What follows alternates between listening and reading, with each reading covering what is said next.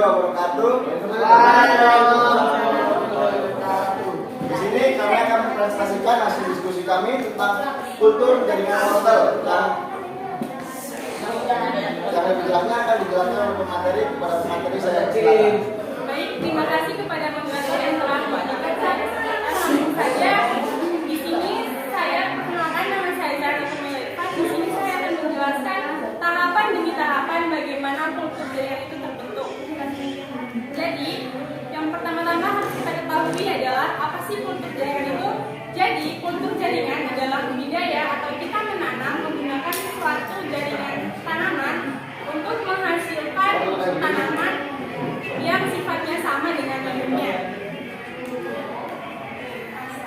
Kultur jaringan tumbuhan ini berkaitan erat dengan yang namanya aseptik. Jadi, aseptik itu adalah proses yang dilakukan secara steril.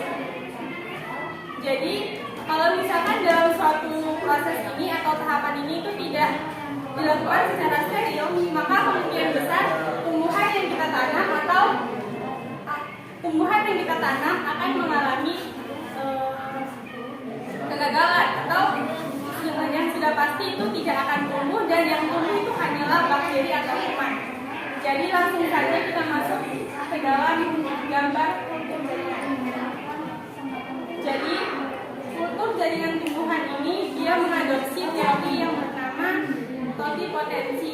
Jadi totipotensi ini adalah kemampuan dari suatu sel atau jaringan untuk dimana mereka mampu untuk membentuk dirinya menjadi suatu sel yang utuh.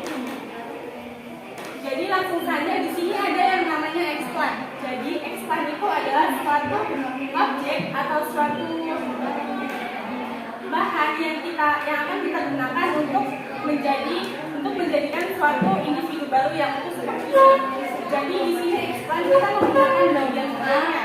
Setelah itu kita potong-potong dan kita letakkan di dalam cawan petri. Setelah itu jadi di dalam cawan petri ini tidak hanya wortel yang ditaruh di dalam cawan petri begitu saja, tapi ada campuran media tanaman yaitu agar-agar.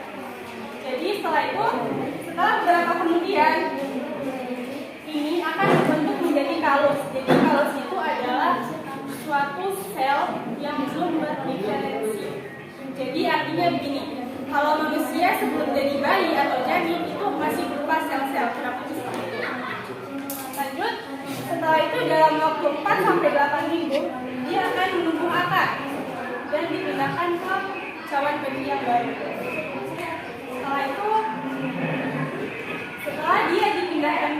Sebelum dia dipindahkan ke media tanah, dia harus melewati proses yang namanya aklimatisasi. Jadi proses aklimatisasi ini adalah proses adaptasi.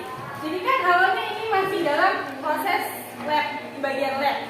Nah, kalau kita langsung pindahkan keluar, kemungkinan itu akan gagal. Jadi kita lakukan proses adaptasi dengan cara kita taruh di dalam 50% bagian lab dan 50%-nya lagi bagian lapangan. Setelah itu dari proses aklimatisasi ini kita akan melihat ada beberapa individu baru yang lolos seleksi dan ada beberapa lagi yang tidak lolos seleksi. Kalau tidak lolos seleksi itu berarti dia tidak cocok dibawa ke lapangan, dan kalau yang lolos seleksi berarti dia sudah siap ditanam dan dijual belikan. Sekian mungkin saya penjelasan saya dibaca. Baik, di sini kami membuka sesi tanya jawab. Apakah teman-teman ada yang ingin bertanya? Baik, pada kelompok 3 saya silakan. Ya, langsung saja. Di sini saya mau bertanya. Mengapa pengambilan sel berasal melalui tengah tumbuhan? Kenapa tidak dari samping atau dari luar? Ya, terima kasih. Pertanyaannya ditujukan ke siapa? Kepada Kak Danda. Ya, jadi di sini karena kita itu mau mengambil kultur jaringan, makanya kita mengambil dari tengah. Kalau kita mengambil dari samping, itu akan yang sudah terkena bakteri atau yang sudah kotor, jadi nanti hasilnya akan gagal. Gitu.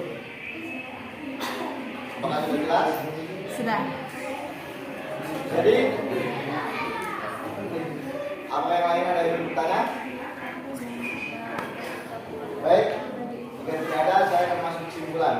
Jadi kesimpulan dari kultur jaringan wortel adalah teknik kultur jaringan wortel dapat diketahui dengan menanam eksplan wortel pada media yang telah melalui tahap sterilisasi. Baik, sekianlah penjelasan dari kata kami. Lebih dan kurangnya kami mohon maaf. Wassalamualaikum warahmatullahi wabarakatuh. Waalaikumsalam.